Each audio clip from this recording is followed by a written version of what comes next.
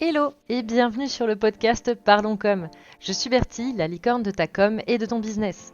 À mon compte depuis février 2013, j'accompagne les entrepreneurs dans la mise en place d'une stratégie de communication authentique, mais surtout positive. J'aime aussi partager mon aventure entrepreneuriale pour aider ou inspirer ceux qui en ont besoin. Seul ou accompagné, je vais te parler de stratégie de communication, d'entrepreneuriat et te partager quelques anecdotes croustillantes. Si ça te tente, tu es au bon endroit. Alors, let's go!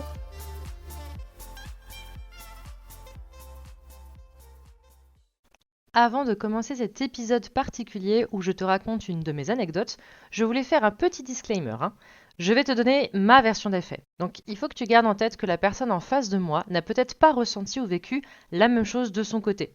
Je ne fais pas ces épisodes pour montrer du doigt ou discréditer des personnes en particulier, hein, surtout pas, mais plutôt pour te partager mon expérience et t'aider à anticiper ou réagir face à ce genre de situation. Ok? Si c'est bien clair pour toi, je te laisse me rejoindre pour écouter ma petite histoire. Et je te retrouve dans ce nouvel épisode où je vais te parler d'un moment particulier que j'ai vécu dans mon entreprise, dans mon aventure entrepreneuriale.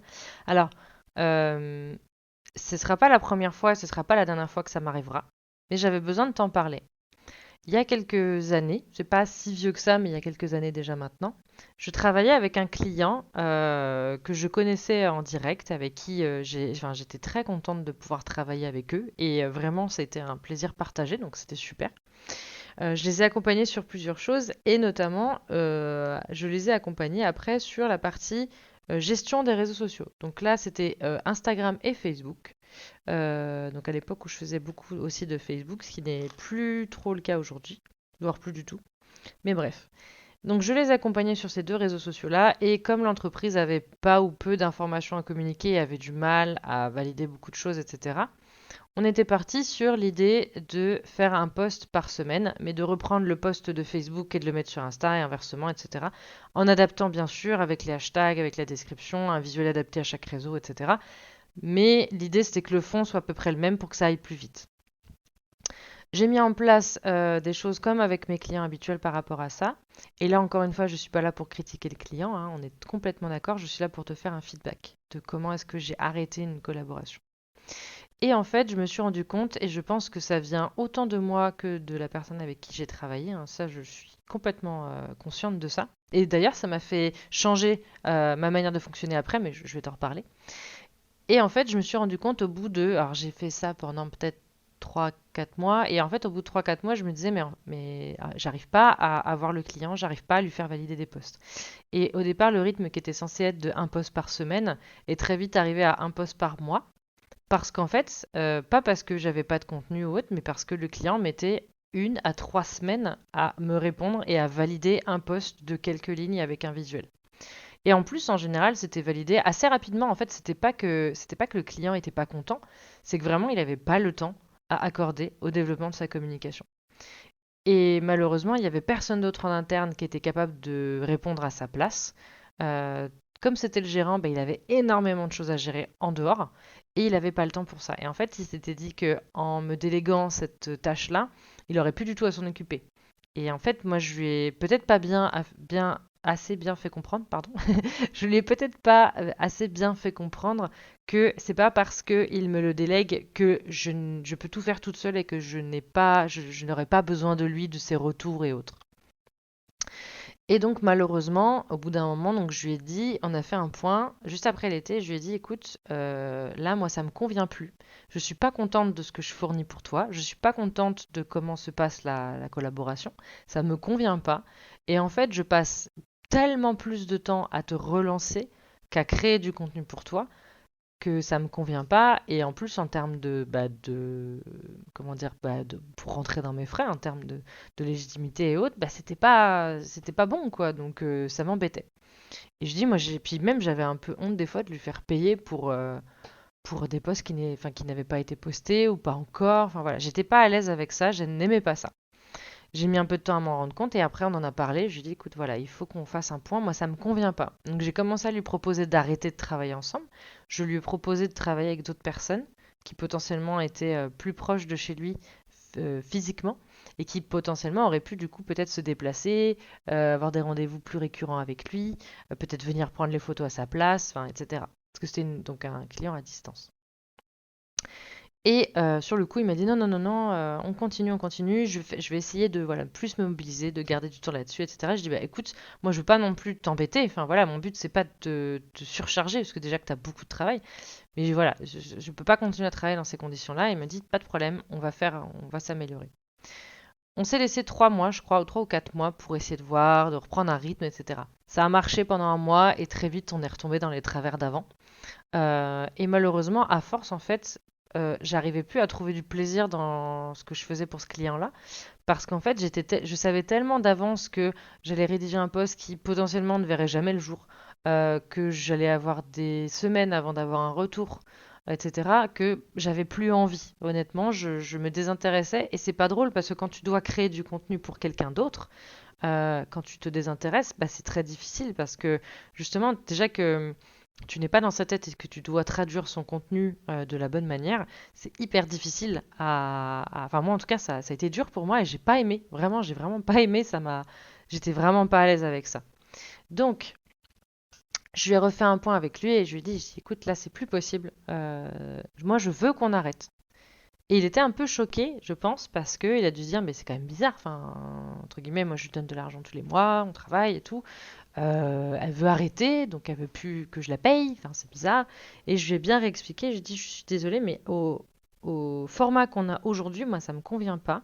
J'aimerais qu'on change. On a essayé, ça n'a pas fonctionné. Peut-être que je ne suis pas, peut-être que moi, je suis pas la bonne personne pour travailler avec toi. Peut-être qu'il te faut quelqu'un qui soit carrément un employé, quelqu'un qui est dans l'entreprise, soit quelqu'un qui est juste à côté de chez toi et qui peut très facilement venir te solliciter, venir prendre des photos, etc. Et peut-être qu'en effet, on ne peut pas travailler ensemble à distance et que ça ne fonctionnera pas. Donc du coup, j'ai arrêté la prestation. Donc je dis voilà, on avait dit qu'on terminait, je termine ce mois-ci, je fais ce qu'il y a à faire, il n'y a aucun problème, mais après j'arrête. Et donc après, j'ai arrêté la prestation, je lui ai envoyé ma facture finale, etc. Je l'ai encore remercié parce que j'étais très contente d'avoir, mine de rien, j'ai apprécié cette personne en plus, hein. Donc je l'ai remercié pour sa confiance, etc., hein. Mais moi, j'ai mis du temps, hein, à oser dire non, mais je me suis dit, là, je peux pas continuer à travailler dans ces conditions-là, ça ne me convient pas. Tout ça pour te dire que, et c'est surtout pas pareil, hein, pour dénoncer mon client ou quoi, parce que je pense que clairement, j'étais pas la bonne personne pour lui en fait. C'est pas le client qui était pas réactif ou quoi, c'est que j'étais pas la bonne personne pour lui. Et que ce dont il avait besoin, moi, je pouvais pas lui, malheureusement, je pouvais pas lui apporter. Et j'ai l'impression de parler d'une relation de couple, mais c'est un petit peu ça en fait, c'est que bah, mon client, je lui correspondais pas, voilà. Donc on a fait un bout de chemin ensemble, et puis après on s'est séparés, entre guillemets. Et la vie a fait que. Et les choses arrivent comme ça. Et c'est pas la première fois que j'ai arrêté de travailler avec un client, mais cette fois-ci, c'était la première fois que vraiment ça venait de manière unilatérale de ma part. Soit ça venait du client les autres fois, soit c'était d'un commun d'accord. Mais là, c'était vraiment moi qui lui ai dit non, là, on arrête, je ne peux plus, je ne veux plus, je ne me sens plus à l'aise, je n'ai plus envie de fournir du contenu, je prends plus de plaisir à travailler pour toi et j'ai pas envie de rentrer dans ce cercle vicieux-là, j'ai pas envie de te faire payer pour quelque chose dont je ne suis pas fière d'avoir produit ce contenu-là, donc on arrête. Tout ça pour te dire que idéalement, il faut que tu essayes donc déjà de bien communiquer au départ avec ton client. Peut-être qu'en effet, j'ai pas été assez claire sur certains points et sur le fait que c'est pas parce que il allait tout me déléguer qu'il n'allait devoir rien me fournir. Et donc peut-être que là, j'ai pas été assez claire. Je pense aussi qu'il faut bien réfléchir le logiciel, l'outil ou la méthode que tu mets en place pour échanger avec ton client, peu importe le métier que tu as, hein, mais de manière générale, que ce soit très clair et très fluide des deux côtés, qu'il sache à n'importe quel moment ce qui se passe, etc. Et que toi également, tu puisses lui dire à n'importe quel moment où est-ce que tu en es. Je pense aussi qu'il faut faire des points régulièrement et que en fonction de ton métier et en fonction des attentes de ton client, des fois, il faut aussi savoir dire je ne suis pas la bonne personne pour ce que tu souhaites.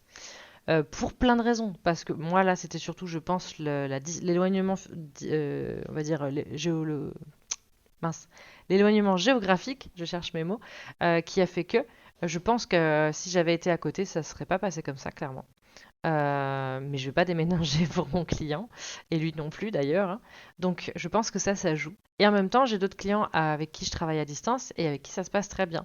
Donc c'était un mélange, je pense, mais que lui, il avait besoin de quelqu'un en présentiel. D'ailleurs, j'ai un autre client comme ça qui m'avait dit, on avait commencé à travailler ensemble, on essayait de se voir quand c'était possible et on a fait quelques rendez-vous en visio. Et après, il m'a expliqué, il m'a dit, moi, je peux pas travailler en visio. Et je comprends. Malheureusement, j'étais pas capable de lui proposer des rendez-vous en présentiel aussi souvent que j'aurais voulu. Donc, on a arrêté aussi de travailler ensemble. Je lui ai conseillé d'autres personnes potentielles. Après, c'est à lui de voir et s'il a envie de continuer ou pas avec d'autres personnes, etc. Mais mon but, c'était vraiment qu'il ait quand même quelqu'un qui puisse l'accompagner, qui se sente bien, etc., qu'il ait les informations dont il a besoin. Mais malheureusement, moi, j'étais pas la bonne personne pour l'accompagner sur ça. Et des fois, ça pourrait être sur d'autres choses parce que vous n'êtes pas spécialisé dans son domaine d'activité, parce que vous n'avez pas le temps aussi dans votre planning. Alors, c'est bien à moi de dire ça, mais parce que peut-être que votre planning est déjà trop chargé et que rajouter ce client-là, bah, ça n'est pas possible. Peut-être parce qu'il y a des personnes que vous connaissez qui sont beaucoup plus spécialisées par rapport à son attente et du coup qui seraient beaucoup plus cohérentes. Donc là, globalement, voilà, il peut y avoir plein de raisons pour lesquelles on doit dire non à un client, soit pour ne pas commencer à travailler avec lui, soit tout simplement pour arrêter une prestation. C'est jamais drôle, c'est jamais facile. Dans tous les cas, soyez diplomate, expliquez bien le pourquoi vous arrêtez. Peut-être que des fois le client va vous dire ah mais ok bah si c'est pour ça on continue et je vais faire l'effort ou on va changer le fonctionnement ou j'en sais rien. Ou des fois il va dire ah bah oui non moi non plus ça me convient pas et stop en fait. Donc, ça arrive de devoir arrêter de travailler avec un client. C'est jamais agréable, ni pour l'un ni pour l'autre, je pense. Mais dans tous les cas, il faut se respecter, il faut respecter son client. Moi, je l'ai aussi fait par professionnalisme parce que des fois, j'avais honte en fait. Enfin, je voulais pas travailler dans ces conditions parce que j'estimais que ce que je sortais n'était pas à la hauteur de la qualité de travail que j'avais envie de fournir. Et donc, j'ai préféré arrêter. Voilà. Donc, respectez-vous, respectez vos clients, c'est très important. Prends du temps pour bien y réfléchir à ça. Et quand il y a quelque chose qui se passe pas bien, quand tu n'arrives pas à bosser pour un client, etc., réfléchis. Et dis-toi, est-ce que c'est une passade? Est-ce qu'en fait, tu commences à te lasser et que ça va plus? Est-ce que vous devez arrêter votre collaboration? Est-ce qu'il y a possibilité de reprendre ça de la bonne manière? À toi de voir, il y a plein de réponses possibles. C'est à toi d'y réfléchir et de te dire comment est-ce que tu as envie d'avancer avec ce client-là ou est-ce que tu as envie d'arrêter avec ce client-là aussi. Et si tu arrêtes, comment est-ce que tu peux lui proposer, comment est-ce que tu peux lui expliquer, potentiellement même te dire, bah, tiens, je vais peut-être lui présenter quelqu'un d'autre de mon réseau ou faire une recherche dans mon réseau en demandant, ben voilà, je cherche quelqu'un qui peut faire ça pour ce client-là ou pour un de mes clients. Euh, et écoute, passation, pourquoi pas. Voilà un petit peu mon ressenti par rapport à cette fois où j'ai dû dire stop à un client, vraiment de manière unilatérale avec mon choix. Je voulais en fait te faire un peu un retour là-dessus pour que tu puisses toi aussi potentiellement réfléchir à ça. Peut-être prendre des décisions avec certains clients avec lesquels tu travailles aujourd'hui. Pourquoi pas. Et en tout cas, n'hésite pas à venir m'en parler en commentaire, même sur Instagram, voilà, à échanger avec moi autour de ça. Ça m'intéresse énormément d'avoir ton retour toujours, déjà si l'épisode t'a plu. Mais aussi savoir voilà, où tu te situes par rapport à ces sujets-là dont on parle. Et si toi aussi tu as vécu des situations similaires, ou si tu es en train d'en vivre une, ou si tu vas en vivre une, n'hésite pas, c'est toujours un grand plaisir pour moi d'échanger avec toi. Merci d'avoir écouté cet épisode. S'il t'a plu, laisse-moi une note et un commentaire sur ta plateforme de podcast préférée. N'hésite pas également à le partager si tu estimes qu'il peut aider quelqu'un d'autre. S'il y a des sujets que tu aimerais que j'aborde, viens m'en parler sur Instagram, @lostinweb, ou par mail. Je te mets toutes les infos dans la description, donc n'hésite surtout pas, je serai ravie d'échanger avec toi. À bientôt pour un nouvel épisode, ciao!